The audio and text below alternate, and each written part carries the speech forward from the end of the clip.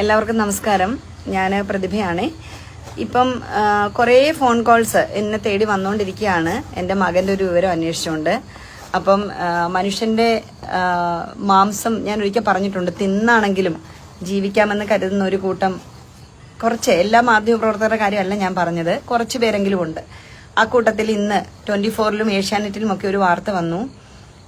കഞ്ചാവുമായിട്ട് എൻ്റെ മകനെ പിടിച്ചു എന്ന് പറഞ്ഞൊരു വാർത്ത വന്നു.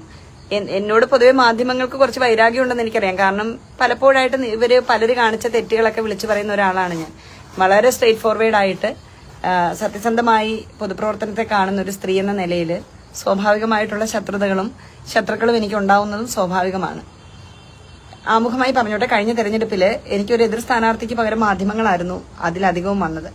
ഞാനത് പറയാൻ കാരണം, ഇന്ന് എൻ്റെ മകനും കുറച്ച് ഫ്രണ്ട്സും കൂടി ഇരിക്കുന്നിടത്ത് വന്ന് അവര് എന്തെങ്കിലും സ്വാഭാവികമായിട്ടും വട്ടം കൂടി ഇരിക്കുന്നപ്പോൾ ആരോ ഒരു റോങ് ഇൻഫർമേഷൻ എന്തോ കൊടുത്തതായിരിക്കാം. ഞാൻ തുറന്നതിന് നിങ്ങളോട് പറയാം. അപ്പൊ ഇവരോട് എക്സൈസുകാർ വന്ന് കാര്യങ്ങൾ ചോദിച്ചു.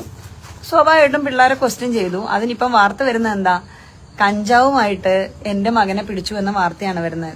ഒരാൾ MLA ആയതുകൊണ്ടോ പൊതുപ്രവർത്തക ആയതുകൊണ്ടോ അതിനൊരു മൈലേജ് കിട്ടുമായിരിക്കും.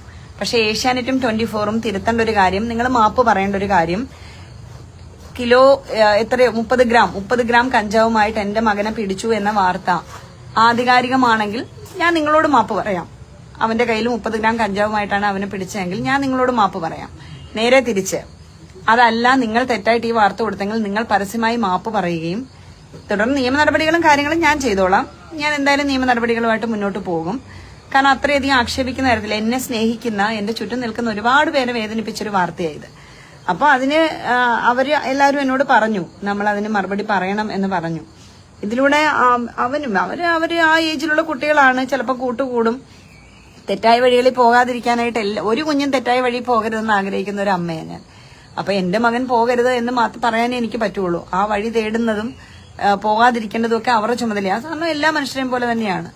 പക്ഷെ അത് അവൻ തെറ്റ് ചെയ്യുന്നുണ്ടോ അല്ലെ തെറ്റ് ചെയ്യാൻ പോകുന്നുണ്ടോ എന്നുള്ള അവനും ഞാനും അവനോട് പറഞ്ഞ് പരിഹരിക്കേണ്ട കാര്യങ്ങളാണ്. ഇല്ലാത്തൊരു വാർത്ത ഏഷ്യാനെറ്റും 24-ഉം ഒപ്പം മീഡിയ 1-ഉം ഒക്കെ കൊടുത്തെന്നാണ് ഞാൻ അറിയുന്നത്.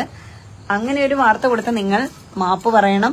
കൂടാതെ ആ വാർത്ത നിങ്ങൾ പിൻവലിക്കണം.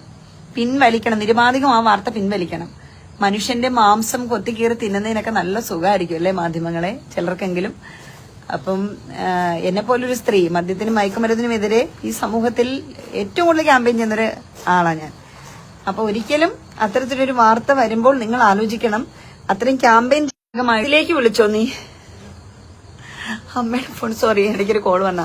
ഈ സമൂഹത്തിലെ ഒരു തെറ്റിന് നേരെ ഫൈറ്റ് ചെയ്യുന്നൊരു സ്ത്രീയായ എന്റെ മകനെ തന്നെ ആ ഒരു വാർത്ത കൊടുക്കുമ്പം അതിലൊരു ചേതോ വികാരവും സുഖവും നിങ്ങൾ അനുഭവിക്കുന്നൊക്കെ എനിക്ക് മനസ്സിലാവുന്നുണ്ട്. പക്ഷേ നമ്പിനാരായണൻ സാറ് പറഞ്ഞ വാക്കുകൾ കടമെടുക്കുകയാണ്. ഞാനത് വീണ്ടും പറഞ്ഞു കഴിഞ്ഞാൽ ചിലപ്പം ഒരുപാട് നല്ല മാധ്യമ സുഹൃത്തുക്കൾ എനിക്കുണ്ടല്ലോ, അപ്പൊ അവർക്കൊക്കെ വേദനയാകും. നല്ലവര് പലരും എന്നെ നേരിട്ട് വിളിച്ച് ചോദിച്ചിട്ട് ഈ വാർത്ത ഇടാൻ ശ്രമിച്ചവരുണ്ട്. റിപ്പോർട്ടർ ചാനലിൽ നിന്നൊക്കെ എന്നെ വിളിച്ചു. ആ ഒരു മര്യാദ അവർ കാണിച്ചു.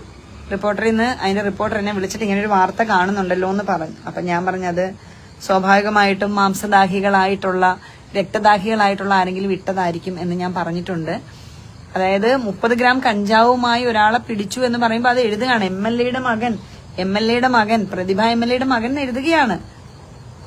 തീർച്ചയായിട്ടും ഭാവിയിൽ ഇത്തരം വേദനകളൊക്കെ നിങ്ങൾക്കൊക്കെ വരാതിരിക്കട്ടെ എന്ന് ആഗ്രഹിക്കാം. കാരണം അത്രയധികം മോശപ്പെട്ടു പോകുന്നൊരു സമൂഹത്തിലാണ് നമ്മൾ ജീവിക്കുന്നത്. ഈ എഴുതിയവരുടെ തലമുറയ്ക്കും ഒന്നും അങ്ങനെ ഒരു അപകടം വരരുതെന്ന് മാത്രമേ ഞാൻ ആഗ്രഹിക്കുന്നുള്ളൂ. കാരണം അത്രയ്ക്കും നൊന്ത മനസ്സുമായിട്ടാണ് ഞാൻ ഈ ലൈവിൽ വന്നിരിക്കുന്നത്. എന്റെ മകൻ ഇപ്പൊ എന്റെ കൂടെയുണ്ട്. മകനെ കൂടി ഞാൻ കാണിക്കാം. അവനും നല്ല വിഷമമായിട്ടുണ്ട്.